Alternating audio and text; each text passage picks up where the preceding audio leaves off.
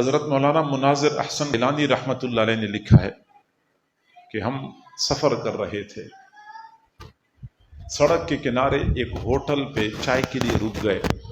Hotel والے کو چائے کا آرڈر دیا اور ہم بالکل سڑک کے قریب چارپائیوں پر بیٹھ گئے، چائے کا انتظار کر رہے تھے۔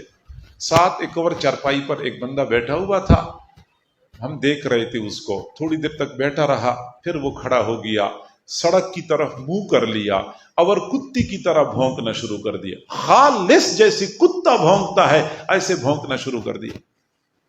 پھر بیٹھ گیا، تھوڑی دیر کے بعد پھر کھڑا ہو گیا، پھر سڑک کی طرف منہ کر لیا اور کتے کی طرح بھونکنا شروع کر دیا، پھر آ کے بیٹھ گیا، تھوڑی دیر بعد پھر اٹھ گیا۔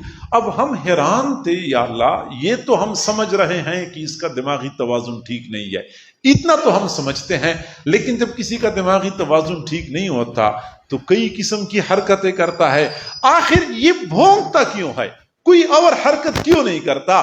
پاگل لوگ کئی حرکتیں کرتے ہیں، یہ صرف بھونکنے والا کام کرتا ہے، اس کی کیا وجہ ہے؟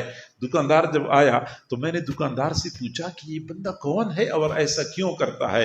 تو دکاندار نے کہا کہ آپ لوگ چہرے مہرے سے مولوی معلوم ہوتے ہیں۔ ہم نے کہا ہاں ہم بھی مولوی ہیں۔ کہنے لگا جی ہاں اس بندے کو میں جانتا ہوں، یہ میرا پرانا جاننے والا ہے۔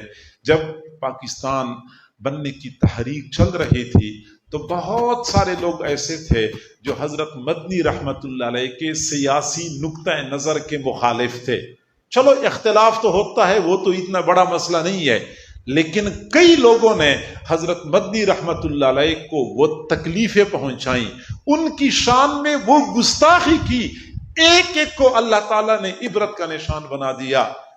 چنانچہ یہ وہ بندہ ہے، حضرت مدنی رحمت اللہ علیہ تقریر کرنے کے لیے آئے، ابھی انہوں نے تقریر شروع کی تھی، یہ دور سے کھڑا ہو گیا اور کہنے لگا کتے کی طرح بھونک رہا ہے۔